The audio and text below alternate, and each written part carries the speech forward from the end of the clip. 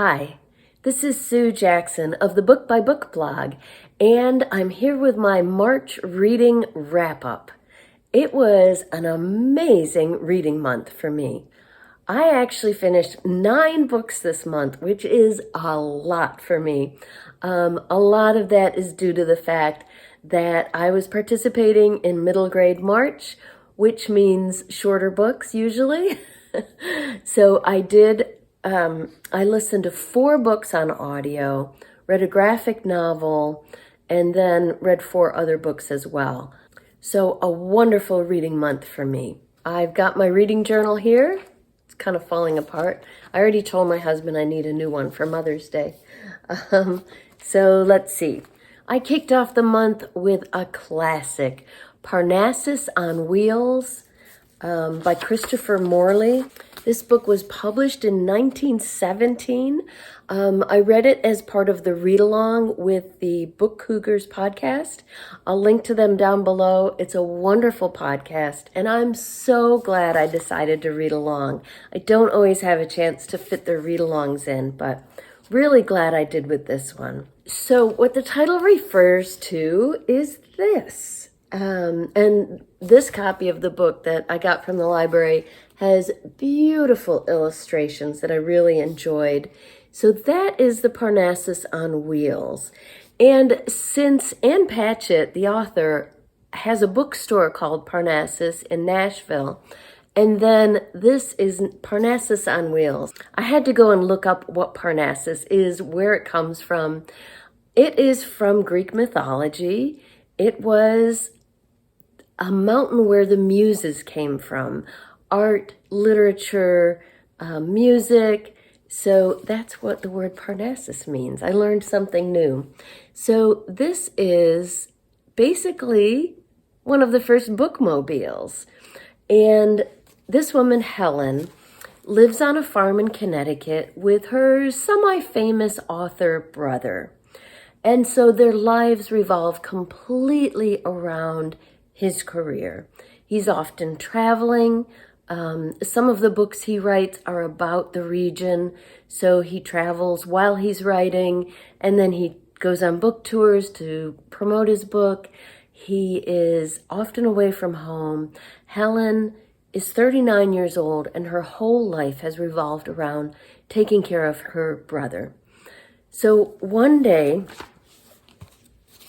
this guy rolls into the yard, and the sides of this wagon come up to reveal shelves and shelves of books.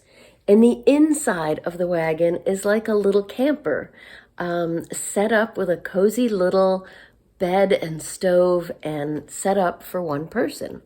So he comes into town, into their driveway, and her brother's away, but Helen's at home, and she begins talking to him. And he explains what his Parnassus on Wheels is and what he does. He drives all over the region selling books to people. And he's ready to give it up for a year. He would like to write his own book about his adventures. And he's planning to go live with his brother in Brooklyn so that he can write. And so he's looking for someone to sell his beloved Parnassus on Wheels to. So Helen says her brother's not home, but on the spur of the moment, she decides to buy it. She just finally says, why does he get to have all the fun? She's got some savings from selling eggs over the years, and right there on the spot, she buys it from him. So she accompanies him at first to learn the business, and to take him to the train station. And that is the beginning of Helen's adventures. This book is just delightful. And if you love books and love to read, and why else would you be watching this? This is just so much fun. There's humor in it. There's thoughtful parts to it. It's warm. There's a little bit of action to it. It's just a delightful book, and I am so glad I had a chance to read it. That's Parnassus on Wheels by Christopher Morley. Next up in in March for March Mystery Madness. My first mystery in March was Be with the Dead by Maddie Dalrymple. If you're a regular watcher here, you know I love this series and this author. This is part of the Anne Kinnear Suspense series. I don't read many series, but I love this one. This is book 6. And as you can see from the sand on the cover, it takes place in Ocean City, Maryland. So these books are about a woman, Anne Kinnear, who can sense spirits. So she solves mysteries by talking to the dead. And I enjoy mysteries, but I just love this supernatural twist. In addition, Maddie is just a wonderful writer. Her books are very engrossing, gripping. There's always plenty of suspense and action. They're not just mysteries, but thrillers as well. Usually very twisty. This one, as a bonus, involved not one, but 2 thriller authors, one of whom is already dead. So it's all about writers and books and the publishing industry, and the editor is a part of this story as well. So I always enjoy her books, but really especially loved Be with the Dead, which is all about writing and books. If you're interested in checking out that series, this is the first book, The Sense of Death by Maddie Dalrymple. So this is the first book in the Anne Kinnear series. My first audiobook for the month was Concealed by Christina Diaz-Gonzalez. This is about a 12-year-old girl named Katrina, and she is in the witness protection program with her parents. There's a very dangerous drug cartel that wants to kill her father. So they live their life on the run. They've moved over and over again. All we know at the beginning is there was some sort of horrible accident several years ago, and Katrina doesn't have any memory before that time.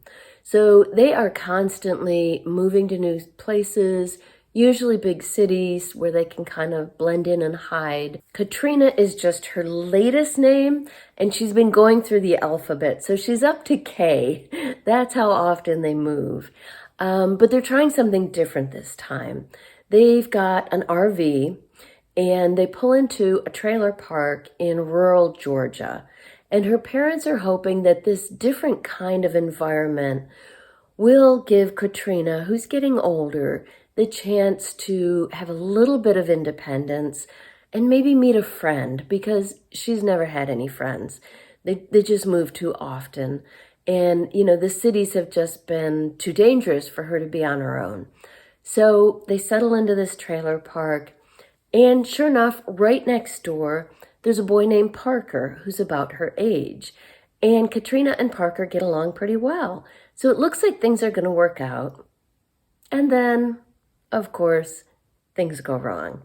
So this is very much a thriller and a mystery. This counts for March Mystery Madness as well as for Middle Grade March. Middle Grade March included some prompts, and this one fits into the award winner category. It won the 2022 Edgar Award for Best Juvenile Mystery. So a lot happens in this book. I've only given you the first few pages because that's the beauty of it. It is a very twisty, action-packed thriller. All I'll say is that Katrina and Parker end up on their own with some very dangerous people after them. And there are a lot of secrets and lies involved in this that are slowly revealed. I loved this book. It was gripping. It kept my attention throughout. So that's Concealed by Christina Diaz-Gonzalez.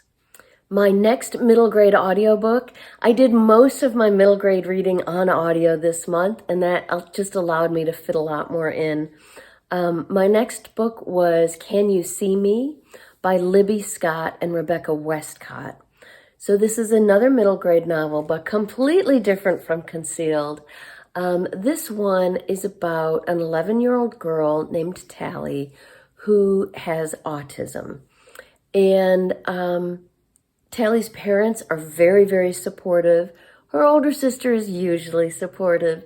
They all understand Tally very well. The only other person in her life who knows about her autism is her best friend Layla. But they're about to start middle school. And Tally is very anxious over, all the typical things someone starting middle school would be worried about. But in addition, she's worried about hiding her autism and trying to fit in and be normal. So of course, this causes problems. And, little by little, as she gets into middle school, the pressure and the stress of trying to hide her true self grows and becomes worse. So it's a wonderful book. It was completely immersive. It includes diary entries that Tally has written, a suggestion that her therapist made about what it's like to live with autism, what her day has been like. And I found out after I read the book that one of the co-authors, Libby Scott, she was 9 years old when the book was published. So the diary entries were actually written by Libby Scott, a young girl who herself has autism. That explains the authenticity here. It is, it's just stunning to me that a 9-year-old girl is a published author. But it's a wonderful book. And I learned a lot about autism. And you really get a feel for what it's like to be inside Tally's brain and what it's like to live in her life. This one, of course, also fit into middle grade March, and this fit the category of featuring a neurodiverse character. Next up, I read my first book for Booktopia. As I've mentioned before here, this is an event I go to in Vermont at the beginning of May every year. There are still tickets available. It is a wonderful event for readers where readers and authors hang out together and talk books all weekend. It's really fabulous. The booksellers at Northshire Books that host it choose usually about 8 authors who have new books coming out in the springtime. And this year, my first book read for Booktopia was We Love to Entertain by Sarah Strohmeyer. This is a thriller, so it fit in perfectly with March Mystery Madness. And this was a really fun book and a great thriller. It's going to be released April 25th. So this is all about a reality show, a home renovation reality show. And different pairs around the country have been chosen who are renovating a home, and they have to have some reason behind it. There's a gay couple that are renovating a home to become a safe community gathering space for LGBTQ teens. There is another couple that is renovating a place at the beach for people dealing with illness. And this couple, the focus of this novel, is a couple named Robert and Holly. Robert comes from a wealthy family. His father is a real estate developer. Robert managed to get this 40-acre plot of beautiful land in Vermont for a very cheap price. So they are building, their hook is that their house is going to be eco-friendly, both building it and running it. So that's their hook, but it is very, very luxurious. An outdoor heated patio, all kinds of luxuries built into it. So early on in the book, they get married. Holly and Robert get married on live, and that's a big part of this book as well, is the role that social media plays in this show and in their lives. They have hired an assistant to help with the rebuild. Her name's Erica. She's a local woman, a young woman who lives in this small Vermont town. So pretty early on in the book, just after the live stream wedding, Robert and Holly disappear. And Robert has told Erica that they're going on an impromptu honeymoon. But it's the middle of the show. The reveal is coming up in a week. The producer is just so angry that they've left. And then things start to happen. So the question through much of the book is, are they really on a honeymoon, or did something happen to them? The previous owner of this land was not too happy to get evicted. He wasn't paying his taxes. That's how Robert got the house so cheap.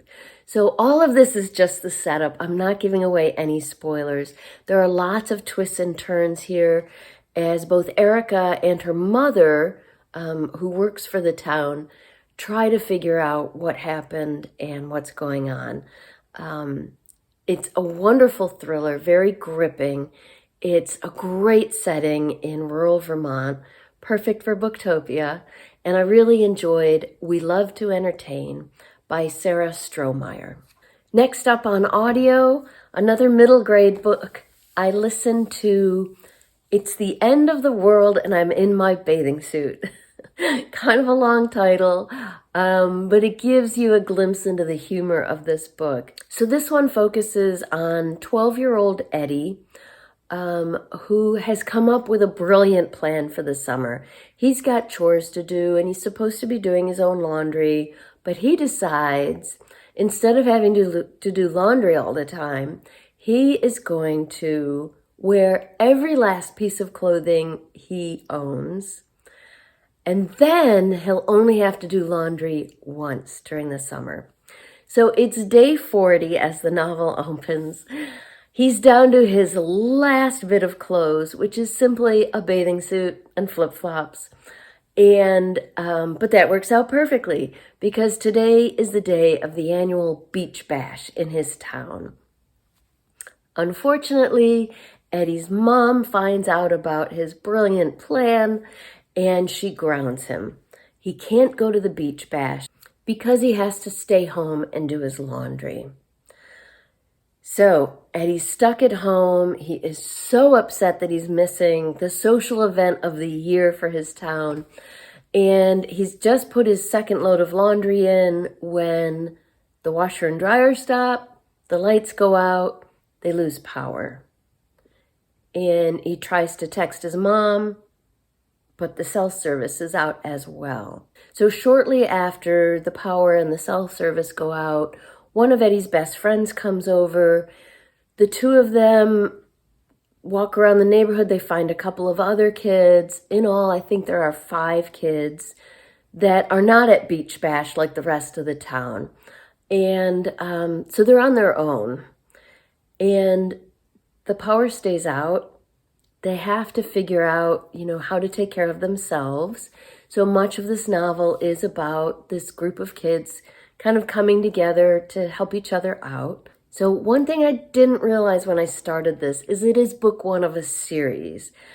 And you don't find out in this book why the power went out or what's happening in the wider world. It's focused in on this group of kids and what they're doing to support each other and survive. That was kind of a big surprise for me, which is why I'm letting you know. It's not a spoiler. So it's got kind of a satisfying wrap up, but you still don't know what's happening. And I assume, hopefully, that will be resolved in book 2. There's a lot of humor in the book. It's about these kids coming together. So for middle grade March, this counts for several prompts. It was published in the last year. You can see the sky on the cover. And it might be sci-fi. You really don't know by the end of this. So that's a guess. Now, these last 3 books that I finished in March, I just talked about them in a fair amount of detail in last week's Friday reads, so I'm just going to go through them kind of quickly. I read The Personal Librarian by Marie Benedict and Victoria Christopher Murray for my neighborhood book group. This is historical fiction, a book that I was really looking forward to because I had heard good things about it. This is about a woman named Belle Lacosta Green, who was a real person. She was the personal librarian for J.P. Morgan.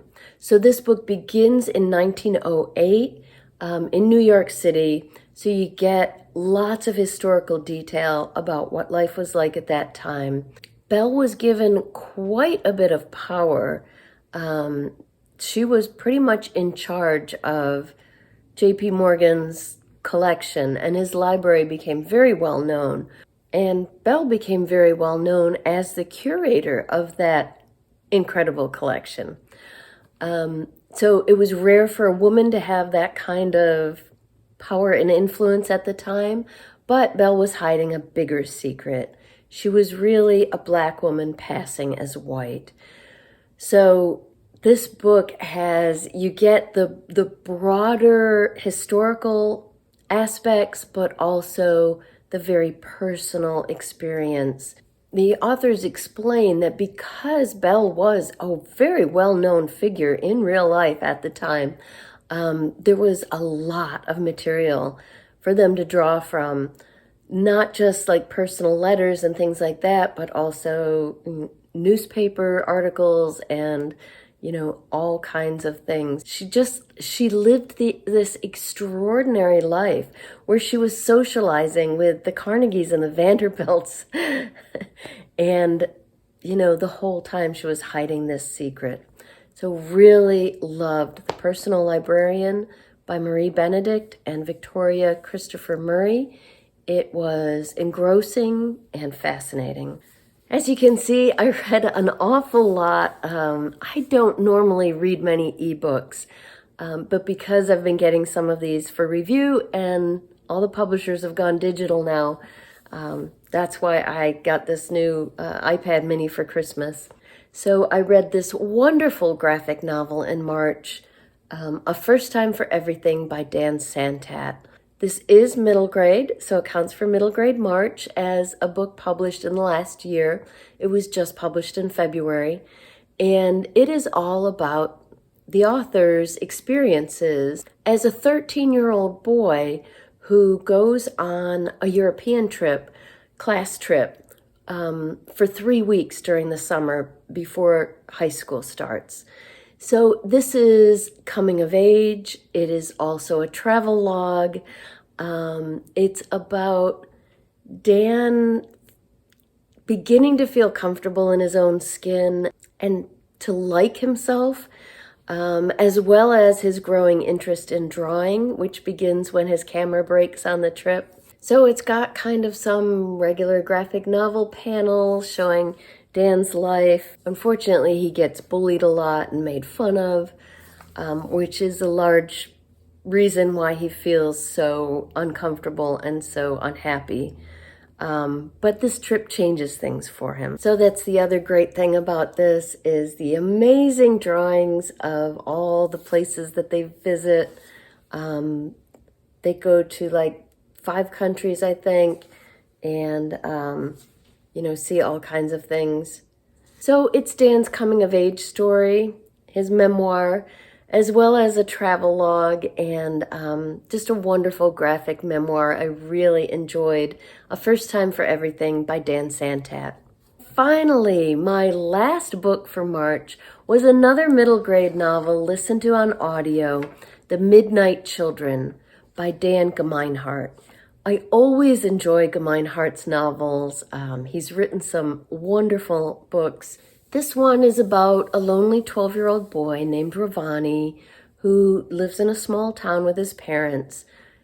He is also bullied and made fun of a lot. His bullies are really, really cruel. And he lives in a town called Slaughterville, which is named after the town's main industry, which is a slaughterhouse. And it does get kind of detailed about, Dan visits the slaughterhouse every day to deliver his dad's lunch to him.